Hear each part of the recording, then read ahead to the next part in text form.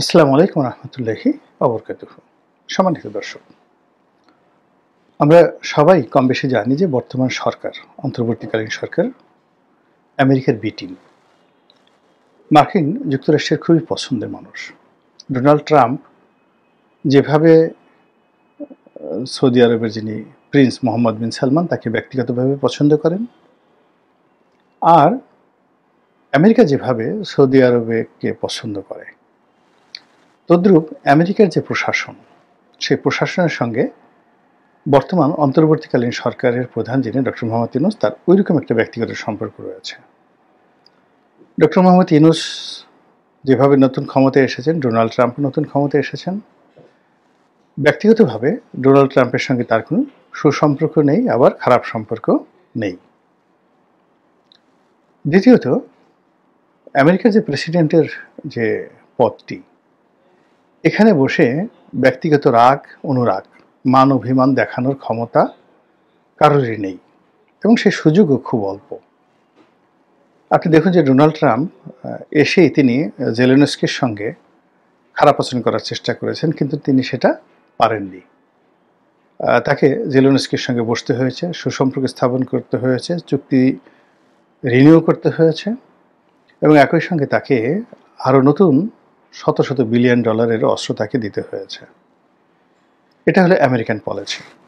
তো কাজেই এখানে শেখ হাসিনার সরকার হটানোর জন্য, শেখ হাসিনাকে হটানোর জন্য ডিপ স্টেটের নামে আমেরিকার যে মাস্টার প্ল্যান ছিল, সেই মাস্টার প্ল্যানের বাইরে ডোনাল্ড ট্রাম্প ইচ্ছা করলেও যেতে পারবেন না। এক। দুই নম্বর হলো, আমেরিকা যখন এই কাজগুলো করেছিল, সেই কাজের সঙ্গে দ্বিতীয় সারিতে এখানে মোসাদ ছিল, অর্থাৎ ইসরায়েল ছিল। এবং ইসরায়েলের যে তৎপরতা আপনি দেখেছেন, যে ইসরায়েলের জনৈক গোয়েন্দা, তার সঙ্গে আসলাম চৌধুরী নামক বিএনপির এক নেতার বৈঠক হয়েছে। তার জন্য আসলাম চৌধুরীকে অনেক দুর্ভোগ পোহাতে হয়েছে। তার সঙ্গে সজীব ওয়াজেদ জয়ের বৈঠক হয়েছে, এটি নিয়ে অনেকগুলো খবর ভাইরাল হয়েছে। তার সঙ্গে যে ডাকসুর ভিপি নুরুর বৈঠক হয়েছে বলে সকল মহল থেকে কথা হয়েছে। এমনকি ওই যে ভদ্রলোক এফএনদি না কি যেন নাম ভদ্রলোকের, তো সেও বলেছে হ্যাঁ, নুরুল হক নুরুর সঙ্গে তার বৈঠক হয়েছে। আর নুরু ঠিক গর্ব ভরে বলেছে বৈঠক হয়েছে তো কি হয়েছে। তো এইরকম অনেকে অনেক ভাবে বাংলাদেশের সঙ্গে সম্পৃক্ত থাকার চেষ্টা করেছেন। ওই এক ভদ্রলোক, সেই বিএনপির যে সমাবেশের দিন জো বাইডেনের উপদেষ্টা রূপে এক ভদ্রলোক মিয়া আরিফি, তিনি গ্রেপ্তার হলেন। এখন তিনি ছাড়া পেয়ে আমেরিকাতে চলে গেছেন।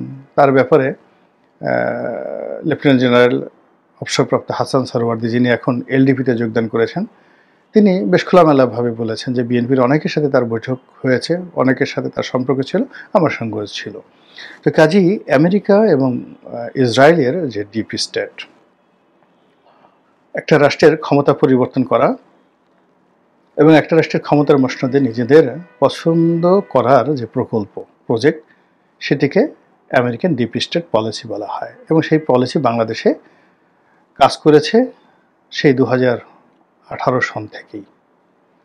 তো 2018 সন থেকে যে পলিসিগুলো কাজ করছে, যেটা চূড়ান্ত ফলাফল আমরা রাজপথে দেখতে পেয়েছি 2024 সনের সেই জুলাই আগস্ট বিপ্লবের মাধ্যমে। ফলে যে সরকারটি এসেছে, সেই সরকারটি সেই ডিপ স্টেটের অংশ বলে যারা এই সরকারের সমালোচনাকারী থেকে শুরু করে আরও অনেকেই একথা বলার চেষ্টা করছে। এবং এই সরকার দ্বারা যারা ক্ষতিগ্রস্ত হয়েছে, সম্প্রতি যাদেরকে নিষিদ্ধ করা হয়েছে, তারা তো ডক্টর মোহাম্মদ ইউনূসের 14 গোষ্ঠী উদ্ধার করছেন এই কথা বলে। বাই দ্য ওয়ে, এখন আমরা যেটা দেখতে পাচ্ছি সেটা হলো ডক্টর মোহাম্মদ ইউনূসের বিরুদ্ধে এখন পর্যন্ত ডোনাল্ড ট্রাম্প যাননি, যেটি আমরা আশা করেছিলাম যে নরেন্দ্র মোদীর সঙ্গে ডোনাল্ড ট্রাম্পের ভালো সম্পর্ক, এবং ডোনাল্ড ট্রাম্পের সঙ্গে শেখ হাসিনার ভালো সম্পর্ক, জয়ের ভালো সম্পর্ক, এবং সেটার প্রেক্ষিতে উনি যদি ক্ষমতায় আসেন, তাহলে হয়তো বাংলাদেশে একটা বিরাট কিছু হয়ে যাবে আওয়ামী লীগের পক্ষে আর ডক্টর ইউনূসের বিপক্ষে। কিন্তু সেটা এখন হিতে বিপরীত হয়ে যাচ্ছে। আমেরিকা ক্রমশই এই সরকারের সঙ্গে তাদের যে অ্যাক্টিভিটিস, কর্মকাণ্ড, এটি বাড়িয়ে দিচ্ছে। আর আমেরিকা যেহেতু এখানে বাড়িয়ে দিচ্ছে, তার সঙ্গে সঙ্গে যেগুলোকে মানে ইহুদি ইনভেস্টমেন্ট বলে, সেই জিনিসগুলো বাংলাদেশে ঢুকে গেছে। আপনি জানেন যে বিশ্বের এই যে ফেসবুক বলেন, টুইটার বলেন, তারপরে কোকাকোলা বলেন, পেপসি বলেন, ব্যাংক বলেন, বিমা বলেন, এমনকি এই যে মার্কিন যে ব্যাংক অফ আমেরিকা যারা ডলার ছাপায়, এই প্রতিষ্ঠানটির মালিক একটি ইহুদি পরিবার। এটা প্রাইভেট ব্যাংক অফ আমেরিকা যারা ডলার ছাপায়, একটা প্রাইভেট ব্যাংক, বাংলাদেশে ধরেন মিউচুয়াল ট্রাস্ট ব্যাংকের মতো বা ধরুন ন্যাশনাল ব্যাংকের মতো, এবং এটা মালিকানা ইহুদিদের হাতে। তো কাজেই এই যে আমরা যে অর্থনীতি বলি, সুদ ব্যবস্থা বলি, ডলারের এই যে হঠাৎ করে যে IMF চাপ দিয়ে বলল যে তোমরা ডলারের দাম যেভাবে ধরে রেখেছো, টাকার সাথে বিনিময় মূল্যে ডলারের দাম যেভাবে তোমরা টুটি চেপে ধরেছো, এতে করে আমাদের ডলারের মান সম্মান নষ্ট হচ্ছে, আর তোমাদের টাকার দাম তোমরা বাড়িয়ে নিচ্ছ, মূলত টাকার এত দাম না, কাজেই এটাকে মার্কেটের উপর ছেড়ে দাও, তা না হলে IMF-এর টাকা তোমরা পাবা না। সরকার সেই শর্ত প্রথমে মানতে রাজি হয়নি, ফলে তাদেরকে পত্রপাঠ বিদায় করে দেওয়া হয়েছে ওয়াশিংটন থেকে, টাকা দেওয়া হয়নি। এখন সরকার রাজি হয়েছে, তাহলে কি হলো? সরকার এই যে রাজি হয়েছে কি, যে বাজার ভিত্তিক ডলারের মূল্য হবে, এবং সেক্ষেত্রে আগামী 2-3 মাসের মধ্যে যদি ডলারের মূল্য টাকার বিপরীতে 140 টাকা হয়ে যায়, 150 টাকা হয়ে যায়, তাহলে লাভ হবে কাদের? ব্যাংক অফ আমেরিকার। ব্যাংক অফ আমেরিকার মালিক কারা? ইহুদিরা। এবং এই যে বাংলাদেশ থেকে শুধুমাত্র এই ডলারের মূল্য বৃদ্ধি করিয়ে এখন যদি প্রতি ডলারে তারা 30 টাকা করে নিয়ে যায়, ডলারের মূল্য বৃদ্ধি করে, আগামী 6 মাসে 1 বছরে তারা কত হাজার কোটি টাকা বা লক্ষ কোটি টাকা এই বাংলাদেশ থেকে তারা নিয়ে যাবে। কারা নিয়ে যাবে? ইহুদিরা। তাহলে এই যে একটা পলিসি, ডিপ স্টেটের একটা পলিসি, এই পলিসি তারা ডলার দিয়ে করে, এই পলিসি তারা পেট্রোলিয়াম দিয়ে করে, এই পলিসি তারা যাকে বলা হয় পোর্ট, বন্দর দিয়ে করে, এই পলিসি তারা এভিয়েশন দিয়ে করে, এই পলিসি তারা যুদ্ধ দিয়ে করে, আরও অনেক কিছু, প্রয়োজন হলে মাদক এবং অস্ত্র দিয়ে তারা এই কাজগুলো করে। এর কারণ হলো তাদের অনেক টাকা দরকার। পশ্চিমা দুনিয়াতে তাদের বিত্তবিলাস, বৈভব, এগুলো পরিচালনা করার জন্য অনেক টাকা দরকার, আর সেই টাকাগুলো উপার্জনের জন্যই তারা এই তৃতীয় বিশ্বে আমাদের মতো দেশে, জনবহুল দেশে কাঁঠাল ভাঙার জন্য ডিপ স্টেট পলিসি নেয়।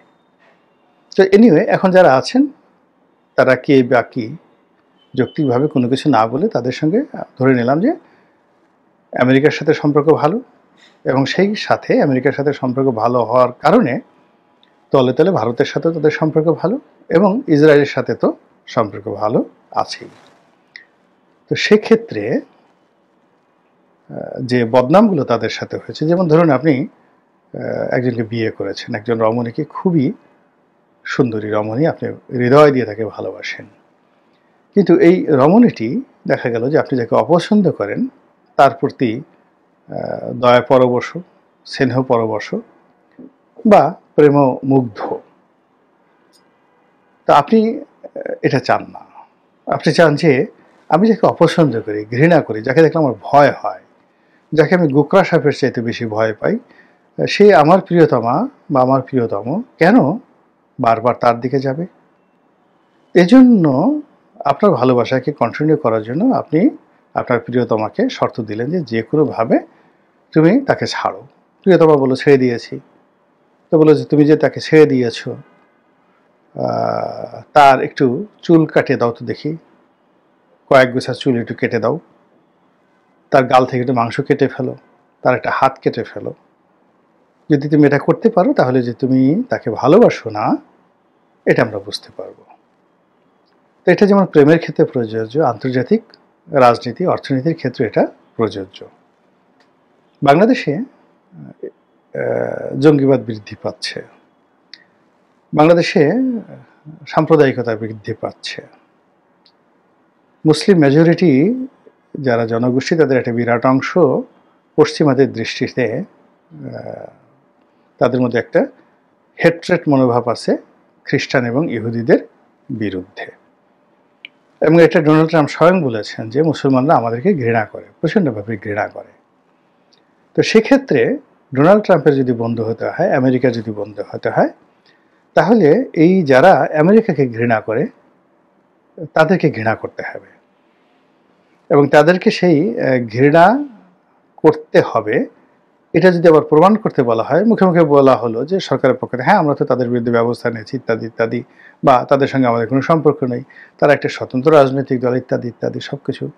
তো আমেরিকা তাদেরকে বলবে যে নো, ধরম মহরম আছে, তোমরা এই করেছো এই করেছো, এই দেখো তথ্যদাত্রা ইতিপূর্বে তোমরা এই কথা বলেছো, অমুক তারিখে তোমরা কোলাকুলি করেছো, অমুক তারিখে হ্যান্ডশেক করেছো, অমুক তারিখে তোমরা চুমোও দিয়েছো, এই দেখো ছবি। তো সেই ক্ষেত্রে কি হচ্ছে, আমেরিকার বন্ধুত্ব প্রমাণ করার জন্য তখন তাদেরকে ওই নিষ্ঠুর পন্থা অবলম্বন করতে হবে, যেটি সাধারণত হয়ে থাকে আর কি গল্প সাহিত্য উপন্যাসে। তো এক্ষেত্রে আমেরিকার ভালোবাসা যদি বর্তমান সরকারকে পেতে হয়, কন্টিনিউ করতে হয়, তাকে উগ্র ধর্মবাদী যারা আছে, উগ্র সাম্প্রদায়িক সম্প্রদায় যারা আছে, যারা ইসলামপন্থী রয়েছে, যারা তৌহিদি জনতা নাম দিয়েছে, যারা জামাত ইসলামী নাম দিয়েছে, যারা হিজবুত তাহরির নাম দিয়েছে, অসংখ্য আনসারুল্লাহ বাংলা টিম থেকে শুরু করে যারা যারা আছে, তো তাদের সকলের বিরুদ্ধে সরকারকে ব্যবস্থা নিতে হবে, জিহাদ ঘোষণা করতে হবে এবং সেই কাজটি না করা পর্যন্ত আইএমএফের ঋণও ছাড় হবে না। আর একই সঙ্গে আগামী দিনে সরকারের প্রতি পশ্চিমাদের যে সমর্থন, সেই সমর্থনে কন্টিনিউ করবে না। সরকার এই অল্প সময়ের মধ্যে বুঝে গেছে যে পশ্চিমা সাধারণত হয়ে থাকে আর কি গল্প সাহিত্য উপন্যাসে। তো এক্ষেত্রে আমেরিকার ভালোবাসা যদি বর্তমান সরকারকে পেতে হয়, কন্টিনিউ করতে হয়, তাকে উগ্র ধর্মবাদী যারা আছে, উগ্র সাম্প্রদায়িক সম্প্রদায় যারা আছে, যারা ইসলামপন্থী রয়েছে, যারা তৌহিদি জনতা নাম দিয়েছে, যারা জামাত ইসলামী নাম দিয়েছে, যারা হিজবুত তাহরির নাম দিয়েছে, অসংখ্য আনসারুল্লাহ বাংলা টিম থেকে শুরু করে যারা যারা আছে, তো তাদের সকলের বিরুদ্ধে সরকারকে ব্যবস্থা নিতে হবে, জিহাদ ঘোষণা করতে হবে এবং সেই কাজটি না করা পর্যন্ত আইএমএফের ঋণও ছাড় হবে না। আর একই সঙ্গে আগামী দিনে সরকারের প্রতি পশ্চিমাদের যে সমর্থন, সেই সমর্থনে কন্টিনিউ করবে না। সরকার এই অল্প সময়ের মধ্যে বুঝে গেছে যে পশ্চিমাদের সমর্থন যদি উঠিয়ে নেওয়া হয়, ইতিমধ্যে তারা যে সকল শত্রুতা তৈরি করে ফেলেছে সেনাবাহিনীর সঙ্গে, বঙ্গভবনের সঙ্গে, আওয়ামী লীগের সঙ্গে, বিএনপির সঙ্গে এবং হাল আমলে জামাতের সঙ্গে, তাদের পিঠের চামড়া থাকবে না।